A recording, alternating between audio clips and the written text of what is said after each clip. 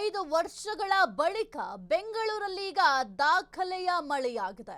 ಬಿರುಗಾಳಿ ಸಹಿತ ವರುಣಾರ್ಭಟ ಆಗಿದೆ. 25 ವರ್ಷಗಳ ಬಳಿಕ ಈ ರೀತಿಯ ದಾಖಲೆಯ ಮಳೆ ಆಗಿರೋದು ಬೆಂಗಳೂರಿನಲ್ಲಿ. ಬಿರುಗಾಳಿ ಸಹಿತ ವರುಣಾರ್ಭಟಕ್ಕೆ ಸಿಲಿಕಾನ್ ಸಿಟಿ ತತ್ತರ. ನಗರದಾದ್ಯಂತ ಧರೆಗುರುಳಿದ 170ಕ್ಕೂ ಹೆಚ್ಚು ಮರಗಳು, ಆಟೋ, ಬೈಕ್, ಕಾರುಗಳ ಮೇಲೆ ಬೃಹತ್ ಮರಗಳು ಬಿದ್ದಿದೆ. ಮರ ಬಿದ್ದ ಪರಿಣಾಮ ವಾಹನಗಳು ಸಂಪೂರ್ಣ ಜಖಂ.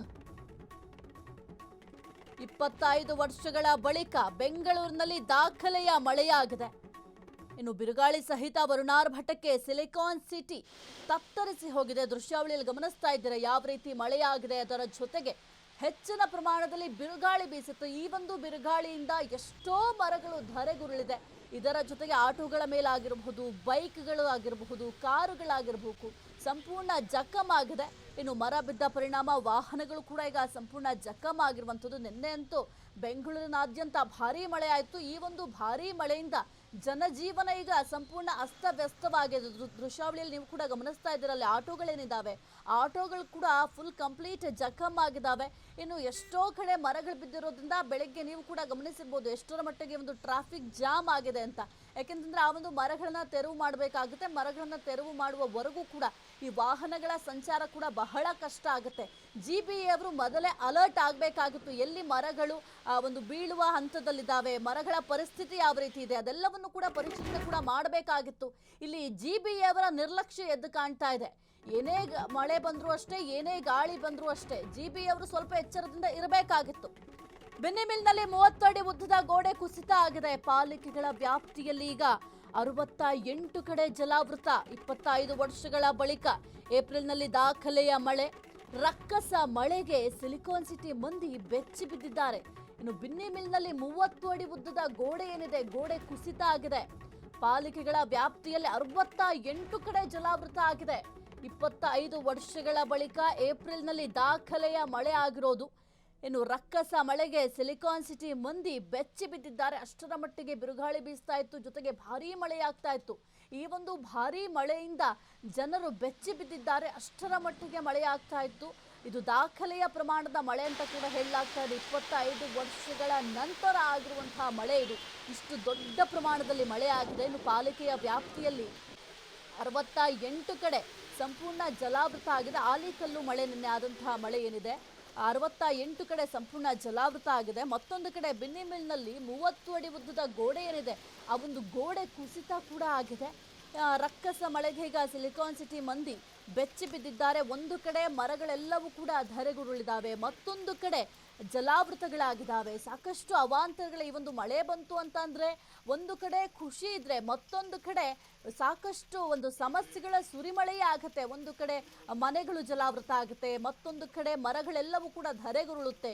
ಅದು ವಾಹನಗಳ ಮೇಲೆ ಮರಗಳು ಬೀಳುತ್ತೆ, ಅದರಿಂದ ವಾಹನಗಳು ಕೂಡ ಒಂದು ಕಡೆ ಕಂಪ್ಲೀಟ್ ಜಖಂ ಆಗುತ್ತೆ. ಇನ್ನು ತಗ್ಗು ಪ್ರದೇಶದಲ್ಲಿರುವಂತಹ ಮನೆಗಳೇನಿದ್ದಾವೆ, ಆ ಒಂದು ಮನೆಗಳಿಗೆ ಒಂದು ಮಳೆಯ ನೀರು ನುಗ್ಗಿ ಭಾರಿ ದೊಡ್ಡ ಪ್ರಮಾಣದಲ್ಲಿ ಅವಾಂತರವನ್ನೇ ಸೃಷ್ಟಿ ಮಾಡುತ್ತೆ. ಬೆಂಗಳೂರಿನಲ್ಲಿ ರಣ ಮಳೆಗೆ ಮತ್ತೆರಡು ಬಲಿಯಾಗಿದೆ. ಜೆಪಿ ನಗರದಲ್ಲಿ ವಿದ್ಯುತ್ ಸ್ಪರ್ಶಿಸಿ ವ್ಯಕ್ತಿ ಸಾವು. ಗೋಡೌನ್ ಶೀಟ್ಗಳು ಬಿದ್ದು ಮತ್ತೊಬ್ಬ ಸಾವು. ಗೋಡೌನ್ಗೆ ಹಾಕಲಾಗಿದ್ದ ಸಿಮೆಂಟ್ ಶೀಟ್. ಇನ್ನು ಬೆಂಗಳೂರಿನಲ್ಲಿ ಒಂದು ರಣ ಮಳೆಗೆ ಮತ್ತೆರಡು ಬಲಿಯಾಗಿದೆ. ಇನ್ನು ಜೆಪಿ ನಗರದಲ್ಲಿ ವಿದ್ಯುತ್ ಸ್ಪರ್ಶಿಸಿ ವ್ಯಕ್ತಿ ಸಾವನ್ನಪ್ಪಿದ್ದಾರೆ. ಗೋಡೌನ್ ಶೀಟ್ಗಳಿದ್ದಾವೆ, ಆ ಶೀಟ್ಗಳು ಬಿದ್ದು ಮತ್ತೊಬ್ಬ ವ್ಯಕ್ತಿ ಸಾವನ್ನಪ್ಪಿದ್ದಾರೆ. ಗೋಡೌನ್ಗೆ ಹಾಕಲಾಗಿದ್ದಂತಹ ಸಿಮೆಂಟ್ ಶೀಟ್. ಬೆಂಗಳೂರಿನಲ್ಲಿ ಒಂದು ರಣ ಮಳೆಗೆ ಮತ್ತೆರಡು ಬಲಿಯಾಗಿದೆ. ಜೆಪಿ ನಗರದಲ್ಲಿ ವಿದ್ಯುತ್ ಸ್ಪರ್ಶಿಸಿ ವ್ಯಕ್ತಿ ಸಾವನ್ನಪ್ಪಿದ್ದಾರೆ. ಇನ್ನು ಗೋಡೌನ್ಗೆ ಶೀಟ್ಗಳನ್ನು ಹಾಕಲಾಗಿತ್ತಂತೆ, ಆ ಒಂದು ಶೀಟ್ಗಳು ಬಿದ್ದು ವ್ಯಕ್ತಿ ಸಾವನ್ನಪ್ಪಿದ್ದಾರೆ ಎಂಬ ಮಾಹಿತಿ ಕೂಡ ಸದ್ಯಕ್ಕೆ ಲಭ್ಯ ಆಗಿದೆ. ಇನ್ನು ಈಗ ಸದ್ಯಕ್ಕೆ ಏನೀಗ ಬೆನ್ನಿಮಿಲ್ನಲ್ಲಿ 30 ಅಡಿ ಉದ್ದದ ಗೋಡೆ ಕುಸಿತ ಆಗಿದೆ. ಮೊದಲು ಸರ್ಕಾರದವರ ನಿರ್ಲಕ್ಷ್ಯ ಇಲ್ಲಿ ಎದ್ದು ಕಾಣ್ತಾ ಇದೆ. ಜೊತೆಗೆ GBA ಅಧಿಕಾರಿಗಳಲ್ಲಿ ಏನು ಮಾಡ್ತಾ ಇದ್ದಾರೆ ಎಂಬ ಪ್ರಶ್ನೆ ಬರುತ್ತೆ. ಯಾಕೆಂತಂದ್ರೆ ಈಗ ಅಧಿಕಾರಿಗಳಾಗಿರಬಹುದು, ಜನಪ್ರತಿನಿಧಿಗಳಾಗಿರಬಹುದು, ಕೆಲವೊಂದಿಷ್ಟು ಕಟ್ಟುನಿಟ್ಟಿನ ಕ್ರಮವನ್ನು ಜರುಗಿಸಬೇಕಾಗುತ್ತೆ. ಇಲ್ಲಿ ಆದಂಥ ಒಂದು ದೊಡ್ಡ ಅನಾಹುತಕ್ಕೆ ಅಥವಾ ದೊಡ್ಡ ಎಡವಟ್ಟಿಗೆ ನೇರ ಕಾರಣ ಅಂತಂದ್ರೆ ಅಧಿಕಾರಿಗಳು ಮತ್ತು ಜನಪ್ರತಿನಿಧಿಗಳು. ಇನ್ನು ಕಾಂಪೌಂಡ್ ಗೋಡೆ ಏನಿದೆ ಸುಮಾರು 30 ವರ್ಷಗಳಷ್ಟು ಹಳೆಯದ್ದಂತೆ. ಆ ಒಂದು ಹಳೆಯದ್ದಾದ್ರೂ ಕೂಡ ತೀವ್ರವಾಗಿ ಶಿಥಿಲಗೊಂಡಿತ್ತಂತೆ. ಇಷ್ಟೆಲ್ಲ ಒಂದು ಸಮಸ್ಯೆ ಇತ್ತು ಅಂದ್ರೂ ಕೂಡ GBA ಅದರ ಕಡೆ ಗಮನವನ್ನ ಹರಿಸಿಲ್ಲ. ಏನ್ ಸಮಸ್ಯೆ ಆಗಿದೆ ಅದನ್ನ ಮೊದಲು ಸಾಲ್ವ್ ಮಾಡೋದನ್ನ ನೋಡಬೇಕು. ನಮ್ಮ ಜನಪ್ರತಿನಿಧಿಗಳಿಗೂ ಕೂಡ ಈ ಜನರ ಸಮಸ್ಯೆ ಬೇಕಾಗಿಲ್ಲ, GBA ಅಧಿಕಾರಿಗಳಿಗೂ ಕೂಡ ಜನರ ಸಮಸ್ಯೆ ಬೇಕಾಗಿಲ್ಲ. ಈಗ ಅಲ್ಲಿ ದೊಡ್ಡ ಪ್ರಮಾಣದಲ್ಲಿ ಸಾವಾಗಿದೆ, ಇದನ್ನ ಯಾರು ಹೊಣೆ ಹೊರ್ತಾರೆ? ಇನ್ನು ಹಳೆಯ ಕಟ್ಟಡಗಳೇನಿರುತ್ತೆ ಅಥವಾ ಕುಸಿಯುವ ಹಂತದಲ್ಲಿರುವಂತಹ ಗೋಡೆಗಳ ಬಗ್ಗೆ GBA ಅಧಿಕಾರಿಗಳು ಗಮನ ಹರಿಸಬೇಕು. ಅದನ್ನ ಸರ್ವೆ ಮಾಡಬೇಕು, ಎಲ್ಲಿ ಏನೇನು ಸಮಸ್ಯೆಗಳಾಗಿದ್ದಾವೆ, ಏನಾದ್ರು ಜೋರು ಮಳೆ ಆದ್ರೆ ಈ ಒಂದು ಕಟ್ಟಡ ಕುಸಿತ ಆಗತ್ತಾ ಅಥವಾ ಈ ಒಂದು ಗೋಡೆಗಳು ಕುಸಿತ ಆಗತ್ತಾ ಅಂತ ಮೊದಲು ಅನಲೈಸ್ ಮಾಡಬೇಕಾಗುತ್ತೆ. ಅದ್ಯಾವುದನ್ನು ಕೂಡ ನಮ್ಮ ಅಧಿಕಾರಿಗಳು ಮಾಡಿಲ್ಲ, ಅದ್ಯಾವುದಕ್ಕೂ ಕೂಡ ನಮ್ಮ ಅಧಿಕಾರಿಗಳು ತಲೆ ಕೆಡಿಸ್ಕೊಳ್ತಾ ಇಲ್ಲ.